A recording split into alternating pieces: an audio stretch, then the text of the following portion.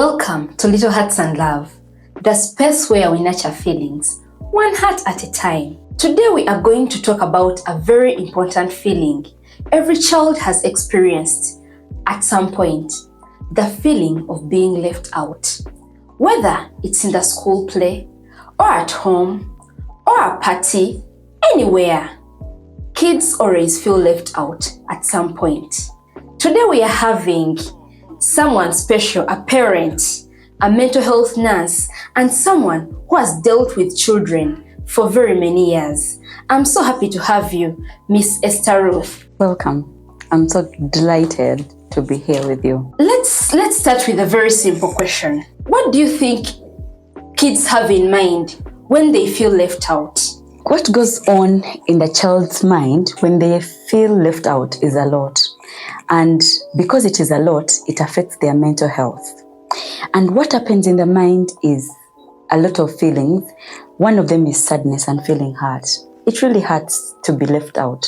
As a mature person, you also feel hurt when someone leaves you out, when you feel you're left out. Children too feel left out. When they are left out, they feel sad, they are hurt, and above all, they feel lonely. They feel no one understands their feelings. They feel insecure. They develop anxieties. They get frustrated, and all that happens to a child's mind when they are left out. Personally, I'm an adult, but when maybe say my friends have a party and they decide to exclude me, it would really be a bad feeling. Likewise, do children feel the same way? Exactly. Take for instance, you are going for swimming and you take everyone and you leave this particular person at home, this particular child at home. You've damaged their brain. I don't know how. In class, you ask a question, take for instance, what is a map? And they raise their hand and you pick all the others and you leave this particular person out. It's like you're not honoring them. It's like you're not saying that they have a point to put. It's like you're telling them your answer is wrong. It's like you're telling them, no, whatever you're going to tell us, it has already been said. It's nonsense. It is nonsense. Even if they're going to say exactly what their colleagues have said, pick them, choose them, make them look important, make them have the best feeling. And it's the only way you can help them feel that they're not left out. What I'm getting right now is that in most cases, children listen so much to their teachers. But I think it's this feeling that makes these children put parents on pressure. Teacher said, we need to buy this book. This child will be like, I need this book, so that they can look like all the others. And then they don't feel like they are excluded. How can a teacher or parent notice the small changes in a child, recognize that this child feels this way? A child is a very wise species, God made. You see, when you're growing up, ng'omuntu omukulu, okula ebirowoozo byo birina ebintu bingi. But when you're a child, your thinking capacity is very steady. You have nothing to think about apart from your current situation. So, because your mind is still young and it is developing day by day, you feel you can do everything. You feel you can do everything. So, the little thing you do to them, that small thing you do to a child, however little it may be, it affects them. And one of the symptoms is being alone. Bagala kusula boka. They want to be in their bedrooms alone. If you ask them, who am I going to sleep with? Njagala kwe bakanze ka, because you've always not chosen them. You make them feel less important. If you inquire whether you're going to go for swimming together, they'll say, you go. I'll go another time. Okay, we're going to see grandma. Can we go together? No, it's okay. You go. I'll keep the house. At 10 years, which house are you going to keep? You who doesn't know even how to close a padlock. So it feels like they want to be in their space alone because that is what you've always done to them. So as they grow from 0 years, from 2 years, you have to teach them that they are part of your decisions.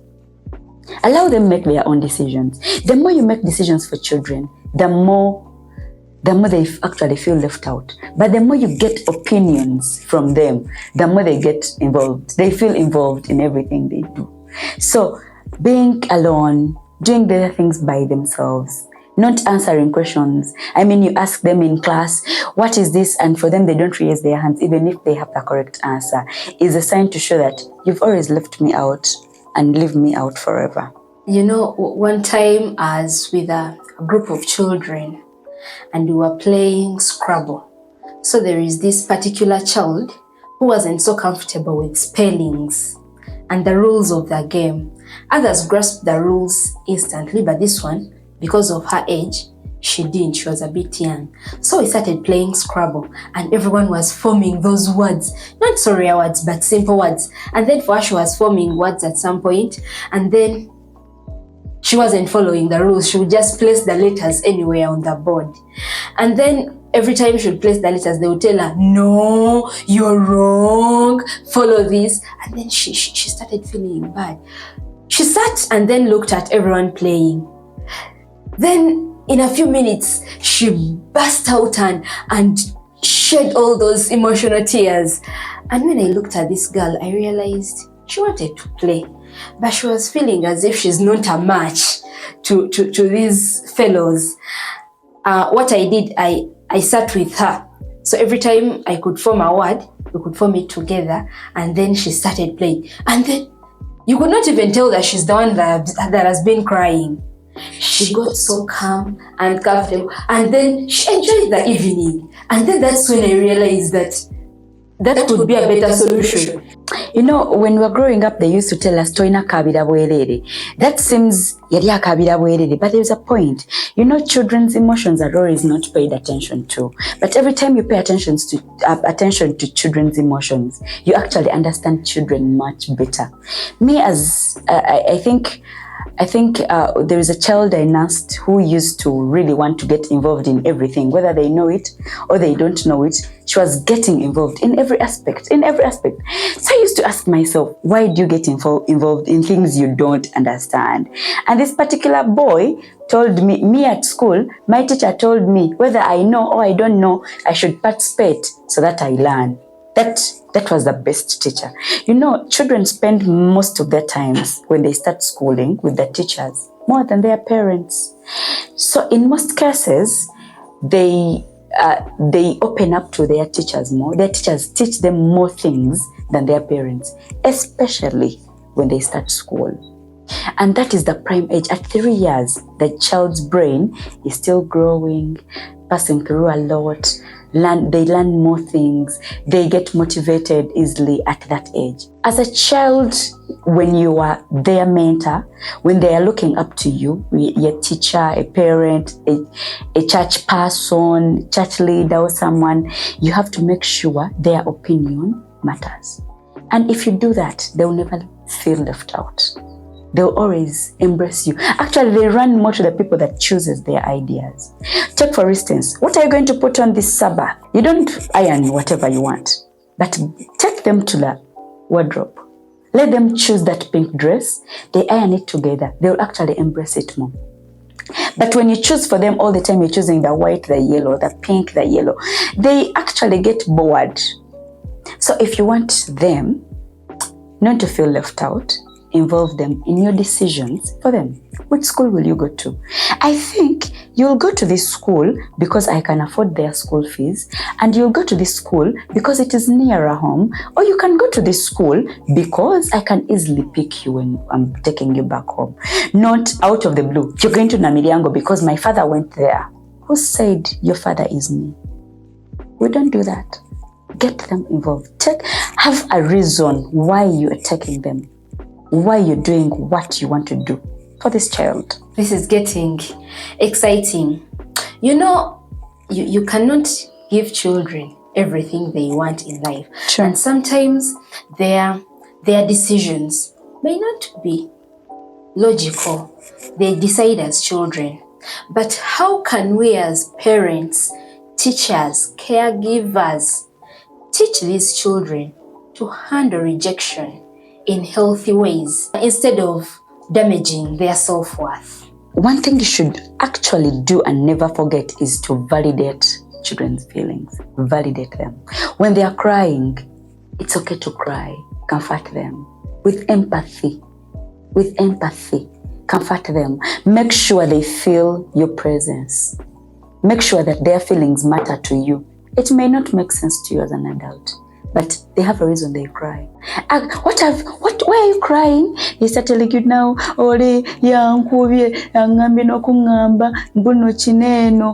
it's okay, whatever they're doing. You actually listen actively. You say,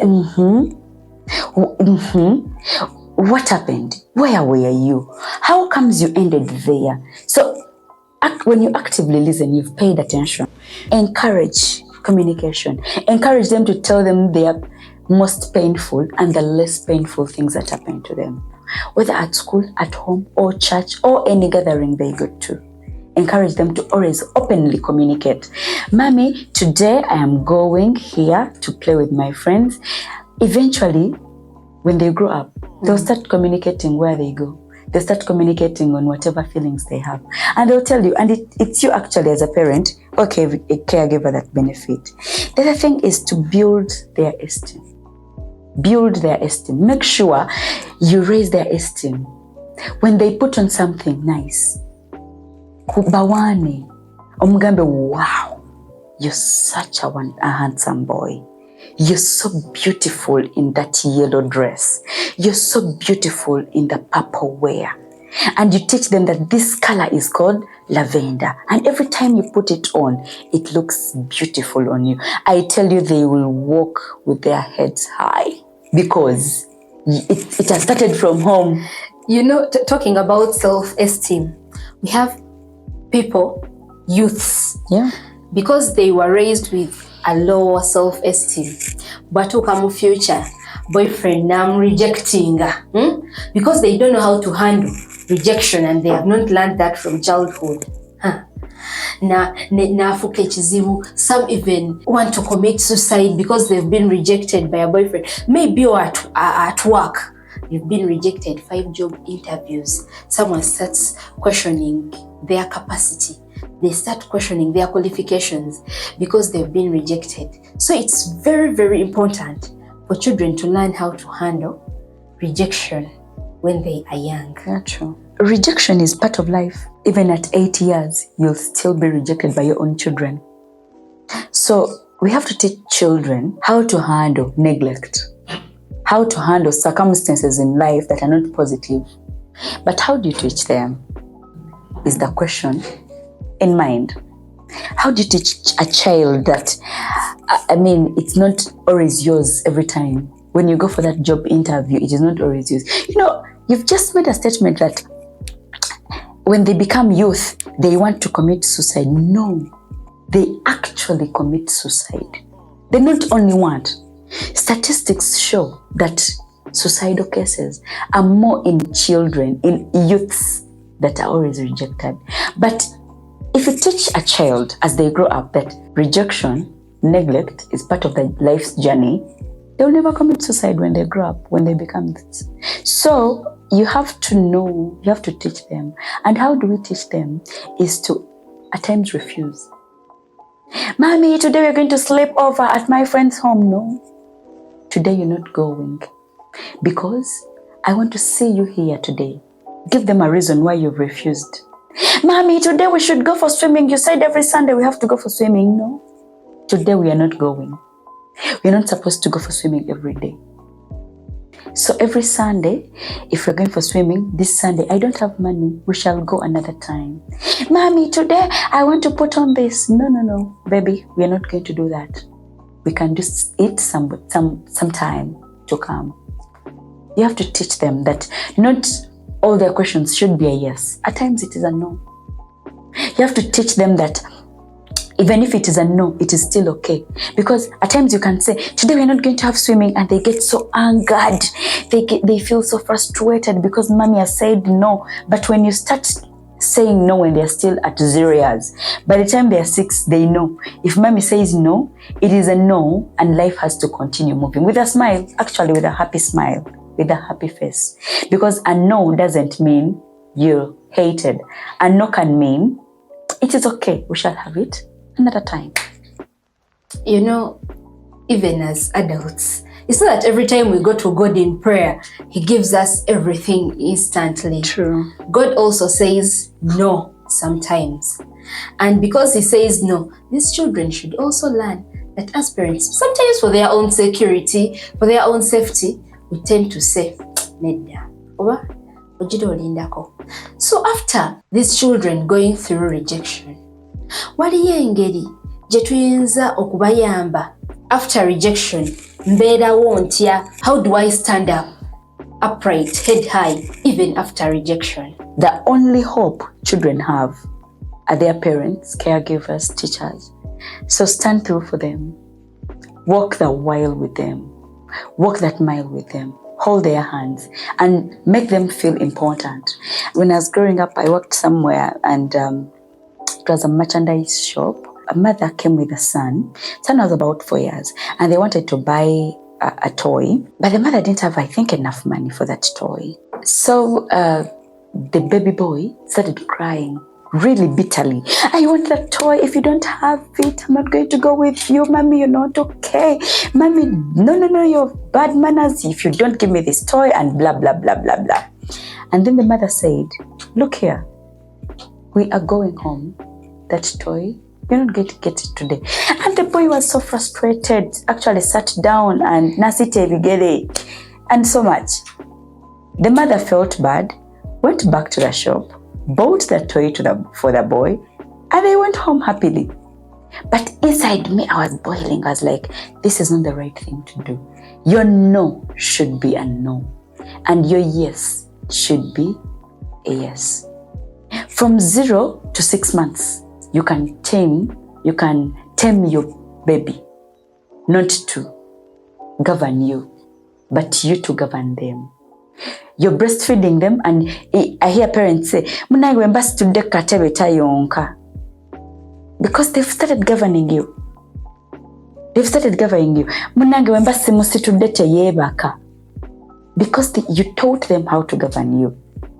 Who said babies should sleep in our hands? Teach them from day one that if you want to sleep, the bed is their sleep. And they will actually learn like that. When I'm sleeping, I just go to bed and sleep. I don't need to cry. I don't need to be lifted. I don't need to be pampered. And they will learn that. But if you don't teach them, it will be very hard to teach them at 12 years. It is very hard. So children that have already been left out and they feel neglected and they feel so lonely, the only thing you can do for them is to pick their hands up and start reteaching these skills to them. It may not be as easy as it is to a 0-year-old, but you try. They can still learn. Don't make them feel neglected forever. Their life can change at that age. Finally, what's that one thing every parent should do when their kid says, they left me out? You need to foster a sense of belonging to every child. You know, some of us parents are funny. You don't know the father of your child.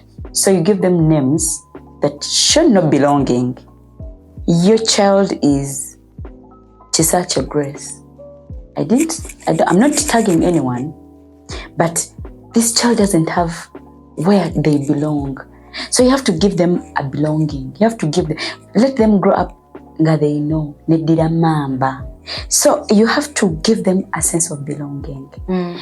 As a parent, you should know when to say, I feel for you, when you should care, and when you should be tough.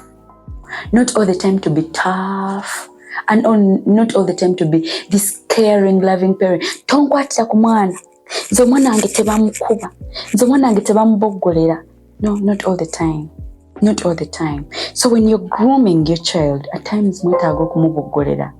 At times you need to say no. And at times you need to say, it is okay, we can continue with life. Won't we consider this okumuboggolera as omwana omuchunya, omukosa obwongo? Why are you shouting? There are so many kinds of ways we can blame our children for doing wrong, because as children they do wrong. You see, even adults do wrong, even children do wrong. So you should know when to say, I've said, go away from the chair and sit down. And which tone. It doesn't necessarily mean shouting, oh, and all that, no.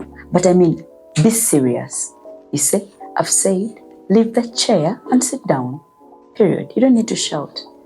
You get. You don't need to back to them. You don't need to back.